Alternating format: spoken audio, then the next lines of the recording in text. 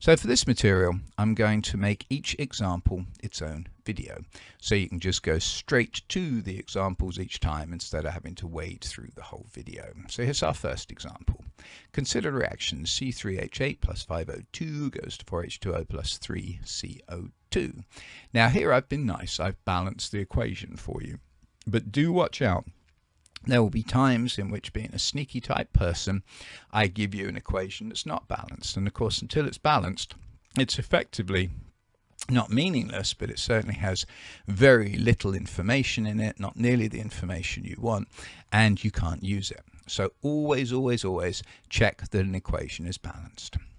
But in this particular example, that's an important part of it, but the big meaty bit is the next sentence. How many grams of CO2 will be made from the reaction of 4.4 grams of C3H8?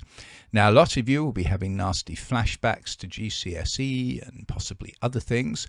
I truly believe that using the roadmap makes these type problems not nasty, but almost fun, a nice little puzzle.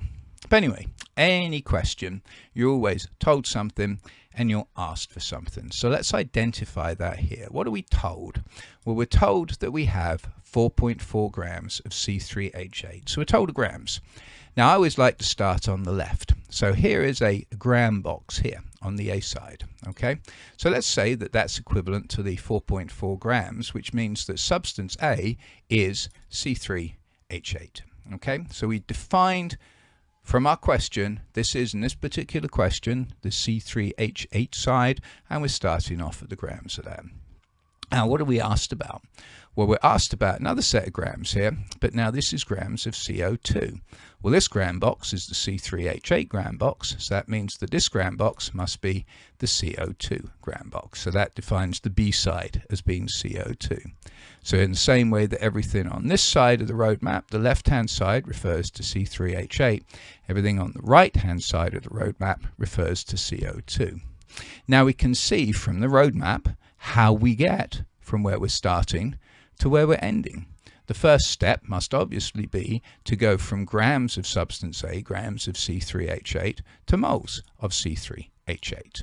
Okay, then when we got moles of C3H8, we could do all kinds of things with those. We could head to this box, this box, this box, but our roadmap says no, you want to be heading towards the final answer. So step 2 is obviously to go from moles of C3H8 crossing over to moles of substance B, moles of CO2. And then once we got moles of CO2, well, now we can just go up to grams of CO2 in step 3. Okay, so the roadmap directs us how we're going to solve this particular problem, and it directs us conceptually. You go from grams to moles using the molar mass. Once you've got moles of one thing, you can go to moles of another thing by using the balanced equation. And once you've got moles, you can go to grams of that second substance. Okay, let's shrink the roadmap down. And we know we're starting off here. This is the grams of C3H8. So let's pop that in there, shall we? That is now 4.4 grams of C3H8. Step 1 was to take that 4.4 grams of C3H8 and turn it into moles of C3H8. So we use the relationship grams is moles times molar mass. Okay, well at this point, I trust that you can figure out the molar mass of C3H8. 3 carbons, 3 times 12, 8 hydrogens, 8 times 1. 36 plus 8 is 44.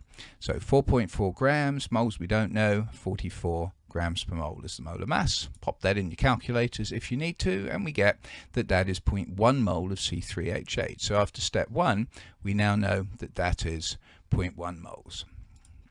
Step 2, moles of C3H8 to moles of CO2. And of course, the way we do that is we pick a substance, B. I'll always put the unknown one on top. So it'd be moles of CO2 on here is the coefficient of CO2. That's 3. Moles of A, that's the C3H8, is the coefficient of A.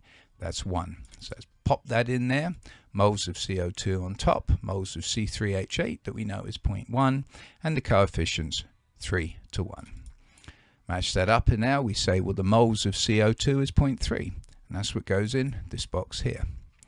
Third step, going from moles of now CO2 to grams of CO2. Again, we're using grams is moles times molar mass as the relationship. What's the molar mass of CO2? Well, it's 12 plus 2/16 is 32. 12 plus 32 is 44 again. Isn't that nice? So grams is 0.3 moles of CO2, because we're on the CO2 side, times the molar mass of CO2, which is 44. And that tells us the number of grams, 13.2, and that is our final answer. How many grams of CO2 comes the rate made from reaction? 4.4 grams C3H8.